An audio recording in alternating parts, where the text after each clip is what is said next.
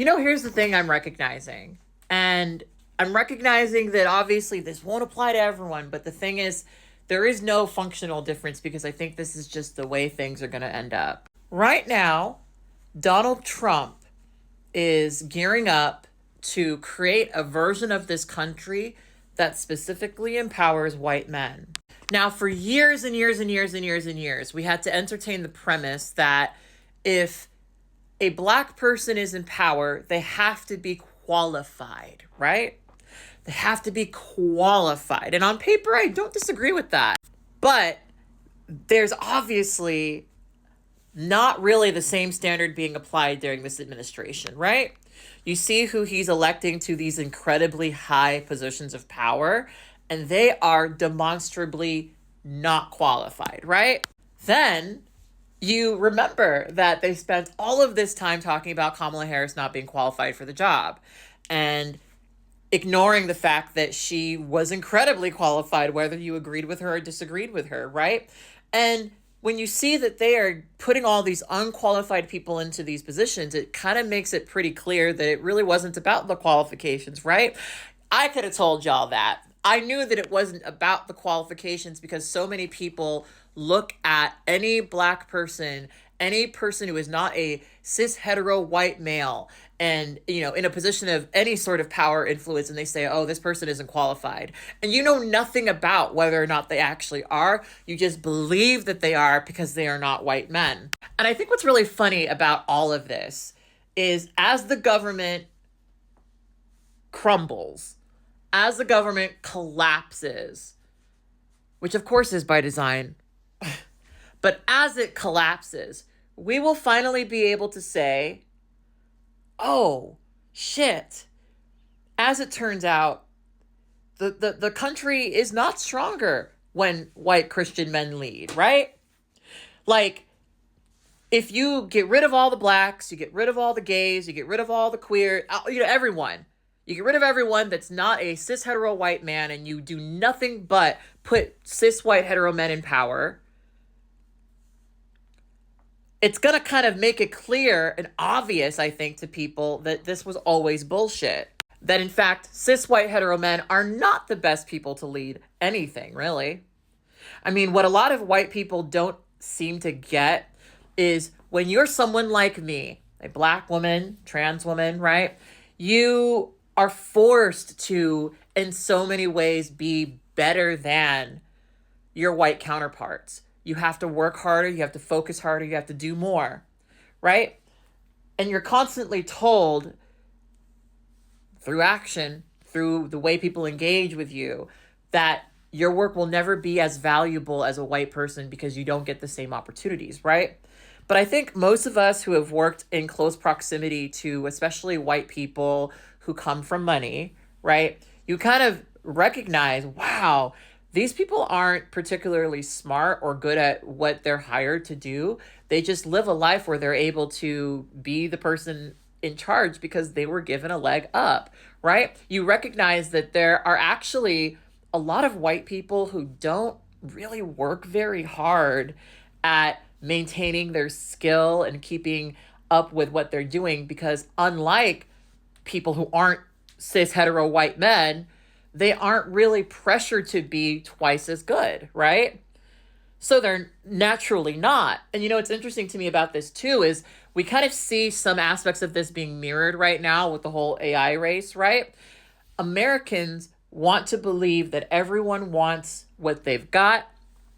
And so what we have to do is create a situation where people in China don't have access to some of our strongest chips, right? So naturally, what do the Chinese do? They work overtime to make what they're trying to make with the limitations that they have, right? Limitations that, of course, are only really there because America said, no. Okay, you can't have access to our certain aspects of our technology, so they worked around it. So now they're creating it cheaper and faster, and it does a lot more, and it's open source, right? And in that way, they're kind of showing what happens when you work together, right? When you don't just kind of like close things off like that, right? Um, it's going to be really interesting to see where this country goes because of this administration, because I'm telling you right now, the only way that they're ever going to be able to get our populace to believe that this country is great is by killing all the people who know otherwise or propagandizing them to hell. And it's already working on a large portion of you. A large portion of you are already so propagandized into believing that this is the best country that you do not understand how far behind we are. Like, I live in California, I live in Los Angeles, and I spend a lot of time on Hollywood Boulevard.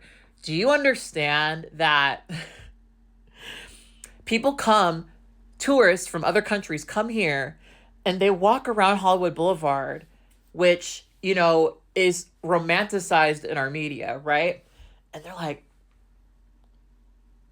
because it's not impressive technologically, it's messy, you know, we don't take care of our people, so there's a lot of homeless people around, right? Like, it's just stuff that stands out to them as odd for a country that presents itself as so great, right? We're not going to be able to compete with the way that things are going, right? They're cutting off a lot of our ability to access imports from other countries. I know that they're going to start to limit our information intake and stuff. You probably won't be able to see my content by the end of this administration, right? Um, that's the only way we're going to be able to get people to believe in the idea that we are a great country that is the best country in the world, right?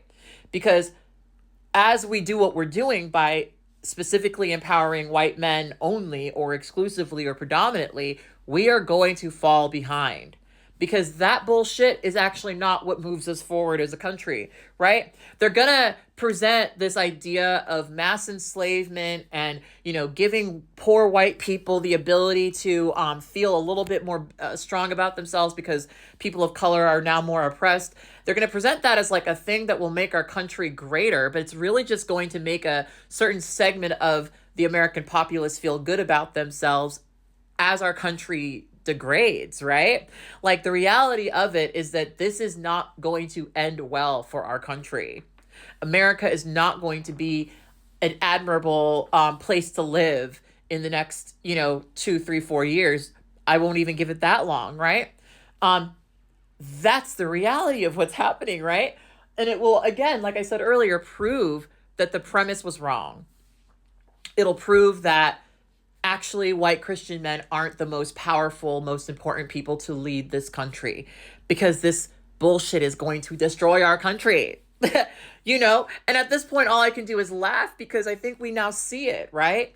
Like, we're seeing it happen right now as planes crash, right? Like, they're gonna have their fascism, they're gonna have their good time, they're gonna have their like little adventure, right? But then we're going to actually slip away and become the kind of countries that people in the United States like to look down upon, right? As we become more isolationist, other countries will ally with China, as they are already doing. They will become more powerful. They will become more advanced, and they will ultimately defeat us if we're competing for the position of best country in the world, right?